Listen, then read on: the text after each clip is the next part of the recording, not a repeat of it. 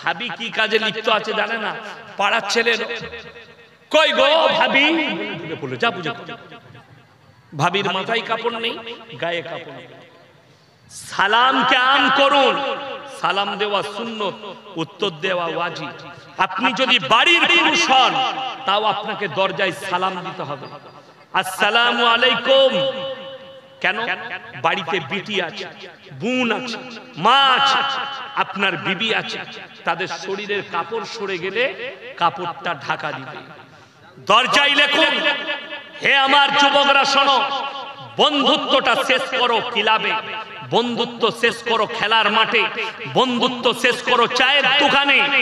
বন্ধুত্ব যদি তোমার বিছানা পর্যন্ত যায়, তোমার চায়ের টেবিলে যায়, তোমার বিবির কাছে গল্পই যায়, তোমার বিবি পরকীয়ায় লিপ্ত হতে পারে। ওই জন্য ইসলামে পর্দাকে ফরজ করা হয়েছে।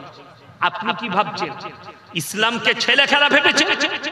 আপনি মনে করছেন ইসলাম আমার ঘরের জায়গা, আমি আমার মন চাই জিন্দেগি করব? না, মন চাই জিন্দেগির নাম ইসলাম নয়, শরীয়ত নয়। রব চাই জিন্দেগির নাম হচ্ছে ইসলাম। কোরআন আর হাদিস, রাসূলের আদর্শ আপনাকে কি বলেছে, এইটার উপরে আপনাকে টিকে থাকতে হবে। আমার মুসলমান ভাই, সবাই নিয়ত করুন, আমরা আমাদের সন্তানদিকে, মেয়েদিকে পর্দায় আনবো। জোরে বলুন ইনশাআল্লাহ। নারীদিকে নামাজের দাওয়াত দেন, বাড়িতে যেন নামাজ চালু হয়। আপনি বরকত পাবেন কোথায়? আপনার বাড়িতে নামাজ নেই, আপনার বাড়িতে কোরআন নেই, আপনার বাড়িতে আদর্শ নেই। আপনি বলছেন আমার বাড়িতে বরকত চাই, আমার বাড়িতে বরকত আসছে না। ওই জন্যই তো কিছু মুসলমানকে তাবিজের পেছনে ছুটতে হচ্ছে, কিছু মুসলমানকে ওপরের ওপরে বিশ্বাস করতে হচ্ছে যে আমার বরকত এটার দ্বারা আসবে, আমার বরকত এটার দ্বারা। আল্লাহর কসম করে বলছি, আল্লাহ যদি বরকত কোথাও রেখেছেন, নামাজের মধ্যে, কোরআনের মধ্যে, আদর্শের মধ্যে, দিনদারির মধ্যে বরকত আছে। আপনার বাড়িতে শুনেলেন, হাদিসে আছে, যে বাড়িতে প্রত্যেকদিন কোরআনের তেলাওয়াত হয় সেই বাড়িতে আল্লাহর রহমত বর্ষিত হয়। যারা 5 ওয়াক্তের নামাজি হবে, রাসূল সাল্লাল্লাহু আলাইহি সাল্লামের হাদিস, তাদের রুজিতে কোনোদিন কমি হবে না। যারা আল্লাহর রাস্তায় দিনের পথে থাকবে, আল্লাহ মৃত্যুকাল পর্যন্ত তাদেরকে ইজ্জতের রুজি দান করবেন। এইটা হচ্ছে হাদিস রাসূলের। আপনি নামাজি হন, আল্লাহ রুজিতে কোনোদিন কমি দিবে না। রুজি মানে এটা নয় যে প্রত্যেকদিন মুরগি খাবেন, প্রত্যেকদিন আপনি ছাগল খাবেন, প্রত্যেকদিন ইলিশ মাছ খাবেন না।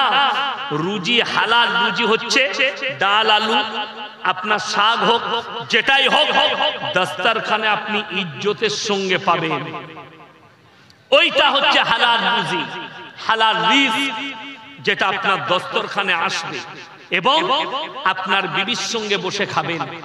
আপনি বুঝতে পাচ্ছেন মনে মনে, আল্লাহ এই টাকাটা আমার হালাল টাকা, এই ইনকামটা আমার হালাল।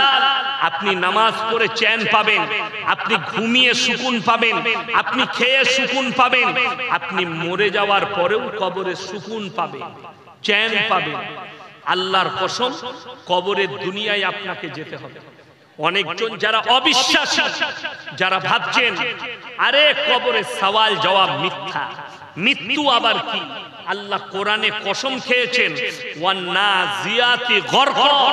আমি আল্লাহ কসম খাচ্ছি, ওই ফেরেশতা যারা দ্রুত গতিতে তোমাদের শরীরে ডুব মারে, ওয়ান্নাজিয়াতি গরকা ওয়ান্নাশিতাতি নাশতা।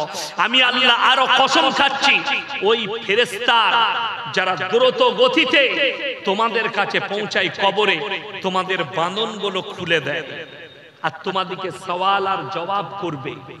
আল্লাহ কসম খেলেন, যারা অবিশ্বাসী, যারা ভাবেন আমরা মাটির সাথে মিশে যাই, আমরা হাড়গোড়গুলো মিশে যাই, আল্লাহ কিভাবে পুনরায় জীবিত করবেন।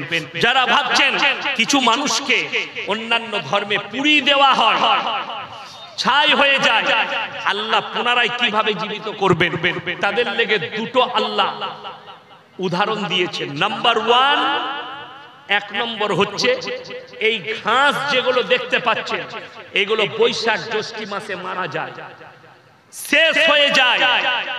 আবার আষাঢ় শ্রাবণ মাসে বৃষ্টি পড়লে আল্লাহ পুনরায় জীবিত করেন। আমি যেভাবে আল্লাহ কোরআনে বললেন ঘাস মরে যাওয়ার পরে জীবিত করি, মানুষকে পুনরায় ওইভাবে আবার জীবিত করব। আমার ভাই, আল্লাহ কোরআনে অপর জায়গায় বললেন লা উকসিমু বিয়াউমিল কিয়ামা ওয়া লা উকসিমু বিন-নাফসিল লাওয়ামা আয়াহসাবুল ইনসানু আল্লান নাজমা ইদামা বালা কাদিরিনা আলা আন নুসাওয়িয়া বানানা বাল ইউরিদুল ইনসানু লিয়াবজুরা আমামা ইয়াসআলু আইয়ানা ইয়াউমুল কিয়ামা।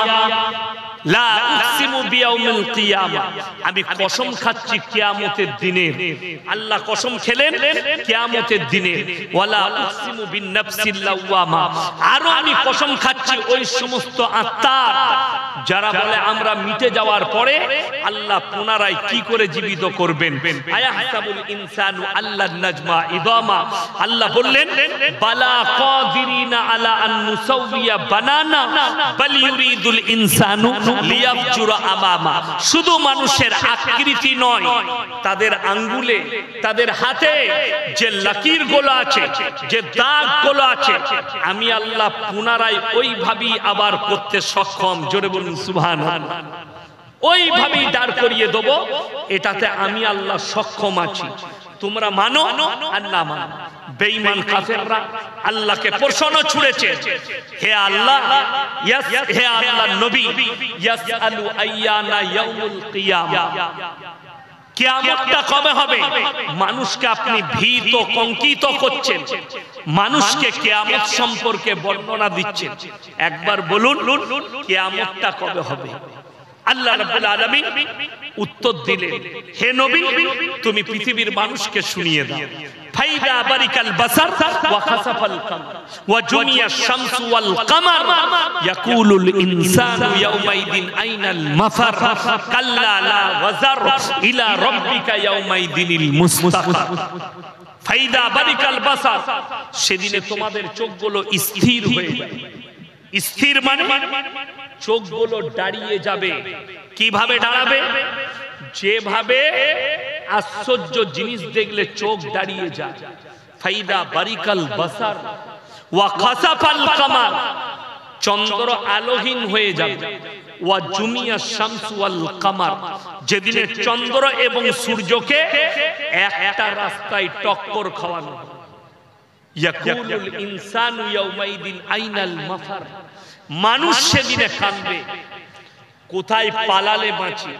আল্লাহ কোরআনে বললেন কাল্লা লা ওয়াজার ইলা রাব্বিকা ইয়াউমাইদিনিল মুস্তাকার, সেদিনে মানুষকে আল্লাহর কাছে দণ্ডায়মন ছাড়া বিকল্প কোনো রাস্তাই থাকবে না। কোথায় হাজির হবে মানুষ? কিয়ামতের ময়দান হবে। ফিলিস্তিনের ময়দানটাই হবে কিয়ামতের ময়দান। আল আকসার ময়দানটাই হবে কিয়ামতের ময়দান। গোটা পৃথিবীর মানুষকে আল্লাহ ওই জায়গায় জড়ো করবে। যারা ভাবছেন যে গাজা আর ফিলিস্তিনে ইসরায়েলের সাথে যুদ্ধ চলছে, লেবানন জড়িয়েছে, ইরান জড়িয়েছে, এই চিঙ্গারিটা গোটা পৃথিবীতে ছড়াবে। গোটা পৃথিবীতে ইসরায়েলে গেট তৈরি হয়ে গেছে। দাজ্জালকে আমন্ত্রণ জানানোর জন্য গেট হয়ে গেছে। আমার ভাই, যে চিঙ্গারি জ্বলেছে মিডিল ইস্টে, এটা গোটা পৃথিবীতে ছড়াবে চিঙ্গারিটা। এই যুদ্ধ গোটা পৃথিবী জড়াবে। আর আপনি জেনে রেখে দেন, কালমার উপরে টিকে আছে, ইমানের উপরে। এই এক বছরের ভেতরে ৭৫,০০০ ফিলিস্তিনি মারা গেছে, তার মধ্যে ৩৫,০০০ শিশু মারা গেছে।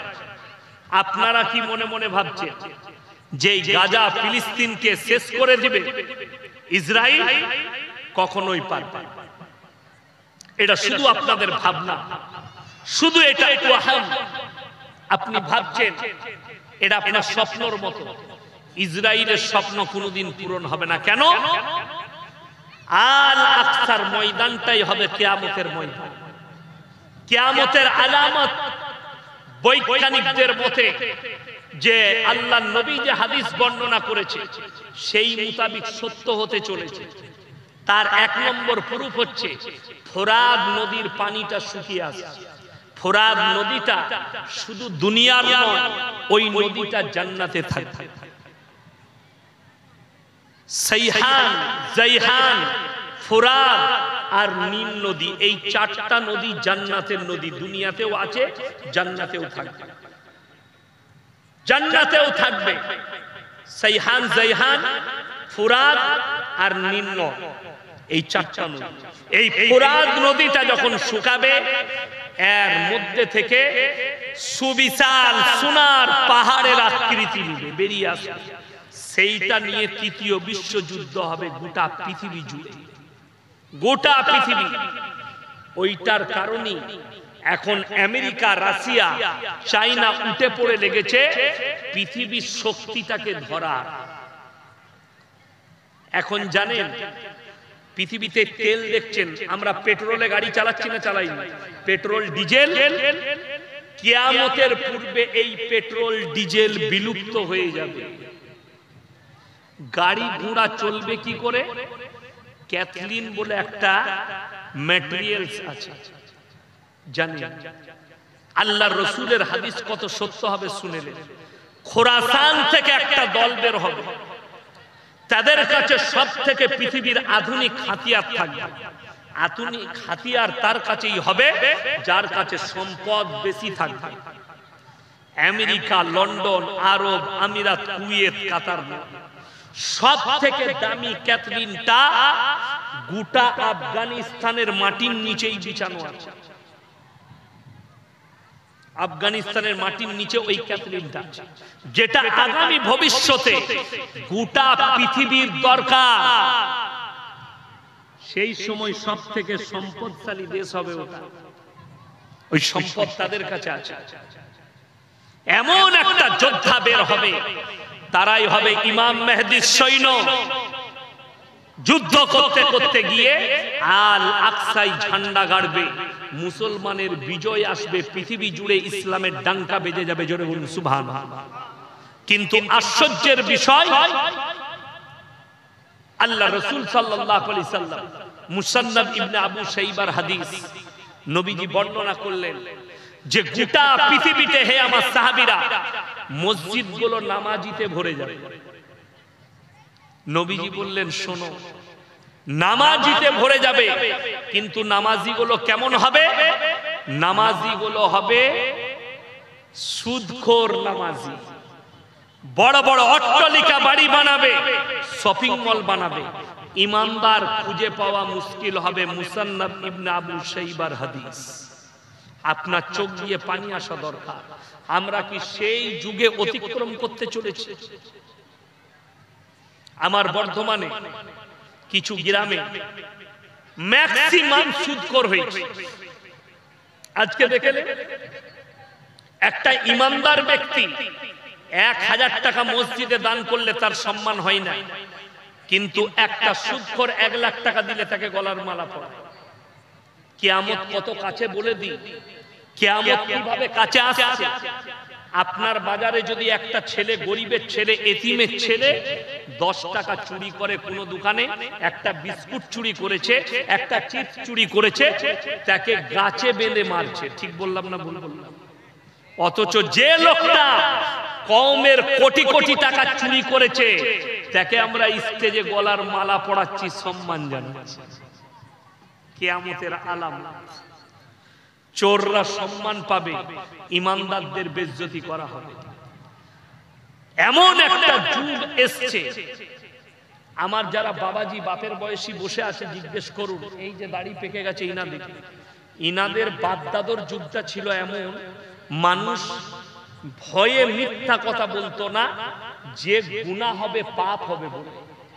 আজকে এমন একটা যুগ এসছে, মানুষ সত্য কথা বলতে ভয় খাচ্ছে, কেউ কলারটা টিপে ধরবে বলে।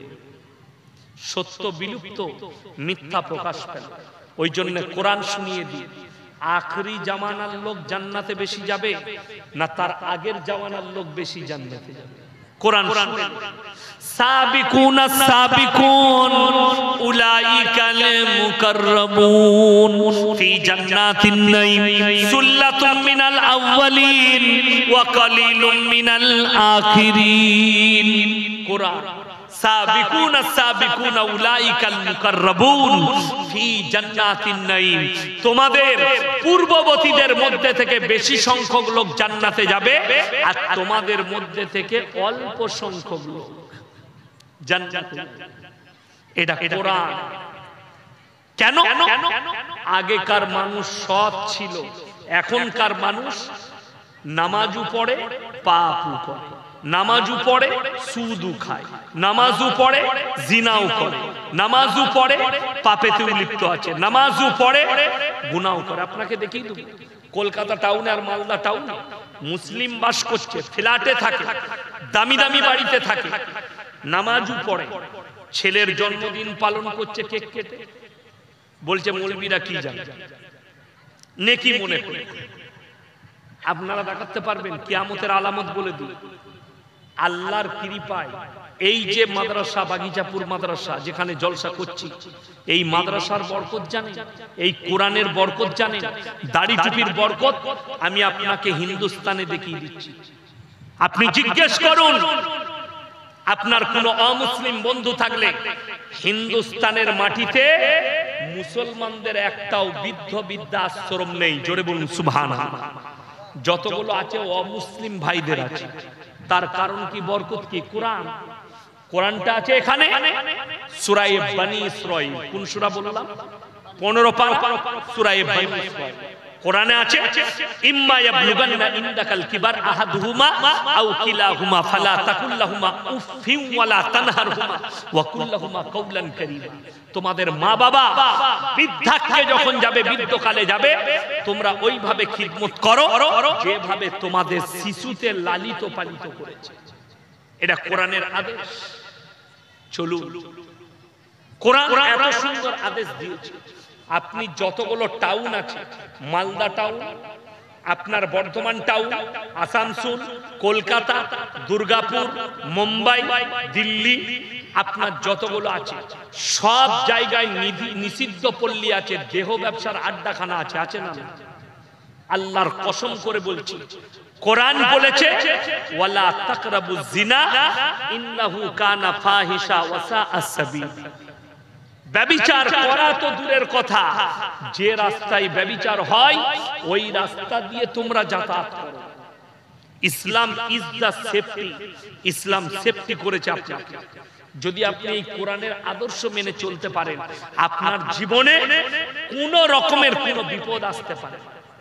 এই কোরআন নিশাগ্রস্ত জিনিসকে হারাম করেছে, এই কোরআন জিনাকে হারাম করেছে, এই কোরআন বাপ মায়ের সেবার কথা বলেছে, এই কোরআন সমাজের সেবার কথা বলেছে।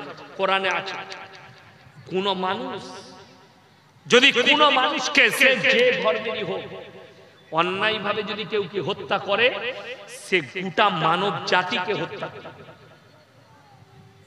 গোটা মানব জাতিকে।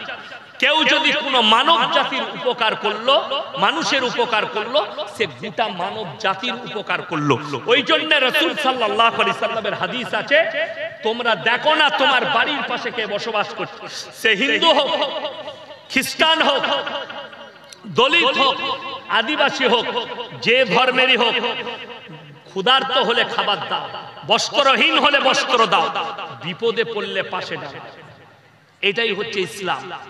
আমি একবার গুজরাট থেকে ফিরছিলাম মুম্বাই জলসা করে, শতাব্দী এক্সপ্রেসে। আমার টিকিট ছিল, মুম্বাই থেকে ফ্লাইটে টিকিট ছিল বিকেলের দিকে। আমি সকালে শতাব্দীতে ফিরছি। আমি বসে আছি ট্রেনে। নওসারি বলে একটা স্টেশন এলো গুজরাটে। একজন বছর 40 ভদ্র মহিলা চাপলেন, তার অনেকগুলো লাগেজ আছে, ব্যাগপত্র, বাংকারে তুলতে হবে।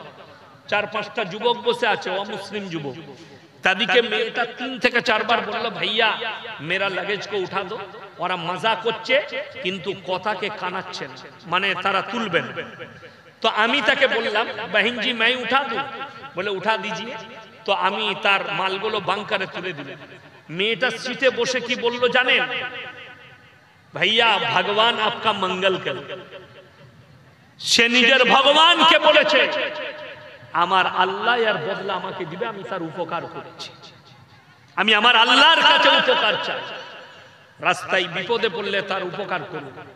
যদি বলেন কেউ অমুসলিম ব্যক্তির আপনি উপকার করলেন, তার ইসলাম বুঝা হয়। রাসূল সাল্লাল্লাহু আলাইহি সাল্লামের হাদিস শুনে যান, নবীজি রাস্তা দিয়ে যাচ্ছেন, অবাক হবেন শুনলে হাদিসটা। সাহাবীরা সাথে আছেন, একজন মুশরিকের বিটি, বেঈমানের বিটি, হাতেম তায়ের বিটি। নবীজি দেখলেন সেই মহিলার মাথাটা খোলা, মাথায় কোনো কাপড় নেই, বেপরদা। নবীজি সাল্লাল্লাহু আলাইহি সাল্লাম মাথার পাগড়িটা খুললেন, তার মাথায় চাপিয়ে ঢাকা দিলেন। সাহাবীরা বললেন ইয়া রাসূলুল্লাহ, এটা মুশরিকের বিটি। নবীজি ধমক দিলেন, আমি মেয়েদের মাথা ঢাকতে এসেছি, খুলতে আসিনি। জোরে বলুন সুবহানাল্লাহ। ওই জন্য রাস্তায় যে মহিলাটাকে দেখবেন, সে যদি হিন্দু মা হয়, আমার মায়ের যেমন ইজ্জত, একটা হিন্দু মায়ের ইজ্জত আমার কাছে ততটা। একটা দলিত মায়ের ইজ্জত যত, আমার মায়ের ইজ্জত যতটা, একটা দলিত মায়ের ইজ্জত ততটা। আমার মেয়েটা আমার কাছে যেরকম ইজ্জতদার, আমার অমুসলিম বোন হলেও তার ইজ্জত ততটা। এটার নাম ইসলাম। কেউ যদি কোন মানবকে হত্যা করলো বিনা কারণে, গোটা মানব জাতিকে হত্যা করার সমান পাপ। কোন মানবের যদি আপনি উপকার করেন, গোটা মানব জাতির উপকার করা হবে। হিন্দুস্তানের সংস্কৃতি শুধু নয়, অনেকজন জানে না, নবীজি সাল্লাল্লাহু আলাইহি সাল্লাম যুদ্ধ করে মক্কা বিজয় করেছিলেন। কথাটা জানেন না? জানেন না? হাদিসে আছে কি করেছিলেন? যুদ্ধ করতে হয়েছিল। কাদের সঙ্গে? বেঈমান কাফেরদের সঙ্গে। যেদিনে মক্কা বিজয় করেছে, নবীজি সাহাবীরা সব তলোয়ার নিয়ে দাঁড়িয়ে গেছে। কেন? আল ইয়াউমু ইয়াউমুল মারহাম, আজকে আমরা বদলা নেব। আম্মার ইবনে ইয়াসিনের মায়ের দু পায়ে উট বেঁধে দুদিকে তাড়িয়ে দিয়েছে, তিনি আঁখ ফাড়ার মতো ফাড়া গেছে। হযরতে বেলালের কোমরে আগুন দিয়েছে, উটের পেছনে বেঁধে দিয়েছে। আজকে আমরা বদলা নেব। জানেন নবীজি কি বলেছে? আপনি অবাক হয়ে যাবেন। হে আমার সাহাবীরা, তোমরা আমার পাঁচটা কথার উপরে আমল করবে। জোরে বলুন সুবহানাল্লাহ। নাম্বার 1, বৃদ্ধকে মারতে পাবে না। নাম্বার 2, বৃদ্ধাকে মারতে পাবে না। নাম্বার 3, শিশুকে মারতে পাবে না। নাম্বার 4, আত্মসমর্পণ করলে মারতে পাবে না। নাম্বার 5, কাবা ঘরে প্রবেশ করলে মারতে পাবে না। জোরে বলুন না সুবহানাল্লাহ। এটা ছিল নবীজির মক্কা বিজয়। আজকে অবস্থা দেখুন, মুসলমানের বাড়িতে রাজনৈতিক হিংসায় আগুন ধরাচ্ছে, অথচ হাদিসে আছে এক মুমিন আর এক মুমিনের ভাই ভাই। আপনাদেরকে উদাহরণ দিই, রামপুরহাট, বীরভূম ডিস্ট্রিক্ট। আমি এখন বাড়ি যাব, রামপুরহাটের ওপর দিয়ে যাব বাড়ি। রামপুরহাট, বীরভূম ডিস্ট্রিক্ট। ওই পাশেই একটা গ্রাম আছে বাগদুই কাণ্ড, আপনারা টিভিতে দেখেছেন, মোবাইলে, পেপারে। একটা মানুষকে গুলি করে মার্ডার করা হলো, ছেলেটা মুসলিম। সন্ধ্যাবেলা তার জানাজা উঠার আগে 12টা-11টা বাড়িতে আগুন ধরিয়ে দেওয়া হলো, বাইরে থেকে তালা মেরে পেট্রোল ঢেলে। বাচ্চা বাচ্চা ছেলে পর্যন্ত মারা গেছে। প্রথমেই একটা মুসলিম পরিবার শেষ, মার্ডার হলো। আবার এই 11 আর একে কটা? কথা বলেন, 12টা পরিবার শেষ, 12 জনই মুসলিম। সিবিআই চার্জ হাতে নিয়েছে, 40 জনকে অ্যারেস্ট করেছে। 40টাই মুসলিম যুবক। 12 আর 40-এ কত? 52টা মুসলিম পরিবার শেষ। মেরেছে মুসলমান, মরেছে মুসলমান, জেলেতে মুসলমান। কষ্টটা এই জায়গায়। যদি একবার রাসূল সাল্লাল্লাহু আলাইহি সাল্লামের হাদিসটা স্মরণ করত যে এক মুমিন আর এক মুমিনের ভাই ভাই, জীবনে আপনার দ্বারা একজন মুসলিম ভাই আক্রান্ত হবে। জীবনে যদি আপনি কোরআনের এই কথাটার উপরে আমল করেন যে একটা মানুষকে কষ্ট দিলে গোটা মানব জাতিকে কষ্ট দেওয়া হবে, তাহলে আপনার কাছ থেকে কোন ধর্মের মানুষ কষ্ট পাবে।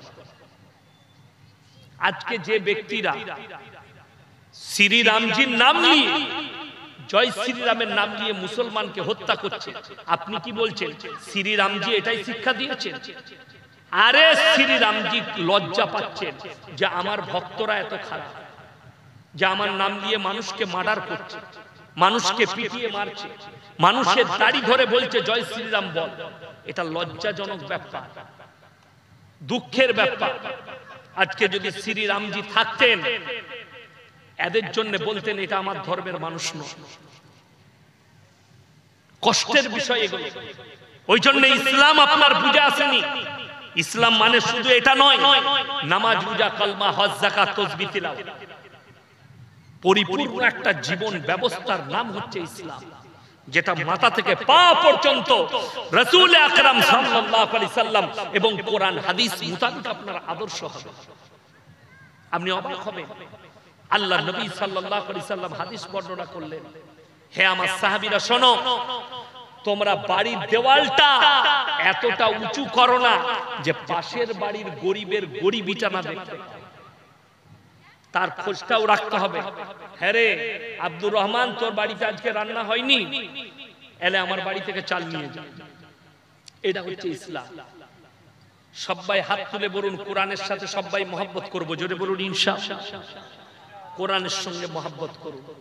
আল্লাহর কসম করে বলছি, জিন্দেগি পথ, এই কোরআনটাই কি লেখা আছে জানেন? প্রথমেই ইহদিনাস সিরাতাল মুস্তাকিম লেখা আছে না? এই কোরআন তোমাকে সোজা পথ দেখাবে। যদি বলেন কোরআনটা কেমন কিতাব, আমি বলবো কোরআনের সূরা বাকারার প্রথমেই লেখা আছে যালিকাল কিতাবু লা রাইবা ফি, এর মধ্যে বিন্দু মাত্র সন্দেহ নেই। ওই জন্য কোরআনের সবাই মহব্বত করবো। জোরে বলুন ইনশাআল্লাহ। আমি একজন মাদ্রাসাওয়ালা, আপনারা অনেক টাকা দান করেছেন, আল্লাহ যাদেরকে পয়সা দিয়েছে, কোরআনে আছে তিনটে ব্যক্তি যদি হাত পাতে তাদের হাতকে জীবনে ফিরাবে না। কটা বললাম? তিনটে। এক নম্বর, ওয়া আতিদাল কুরবা, কাছের গরীব যদি হাত পাতে, ওয়াল ইয়াতামা ওয়াল মাসাকিন, এতিম আর মিসকিন যদি হাত পাতে, ওয়াবনাস সাবিলি ওয়ালা তুবাদ্দির তাবদীরা, এবং মুসাফির যদি হাত পাতে। আমি আজকে সবথেকে বড় মুসাফির আজকের জলসায়। আমার ভাই, আমার মা বোন, আমি আপনাদের কাছে কিছুই চাইব না। আমি খালি বলবো যে এক একটা কোরআন শরীফের দাম 500 টাকা। কোরআনে পারা আছে 30টা। আমি 30টাও চাইব না। 15টা কোরআন শরীফের পয়সা 500 করে টাকা যদি কোনো আল্লাহর বান্দা আমার হাতে দেন, আজকে নেই কালকে দিবেন, পরশু দিবেন, মাত্র 500 করে টাকা বলেছে। 15 জন ব্যক্তি আল্লাহর ওয়াস্তে। মায়েদের মধ্যে যদি কেউ থাকে পয়সা নেই, নামটা লিখিয়ে দিয়ে যান কালকে। আমি মুসাফির ব্যক্তি, মুসাফিরের দোয়াকে আল্লাহ কবুল করে। আমি আপনাদেরকে দোয়া দিয়ে যাব। মাত্র 15 জন। জাযাকাল্লাহ, মাশাআল্লাহ। দেখেন, এক নম্বর চলে এসেছে 500 টাকা। আল্লাহ উনার দানকে কবুল করুক, হায়াতে আল্লাহ বরকত দেখ। মাশাআল্লাহ। এই দেখেন আমার ভাইজান 2 নম্বর দিয়েছেন, আল্লাহ হায়াতে বরকত। 3 নম্বর চলে এসেছে, জাযাকাল্লাহ, আলহামদুলিল্লাহ। 4 নম্বর চলে এসেছে। আমি মাত্র 15টা চেয়েছি, মাশাআল্লাহ, জাযাকাল্লাহ। এই দেখেন 5 নম্বর চলে এসেছে, 6 নম্বরও এসেছে।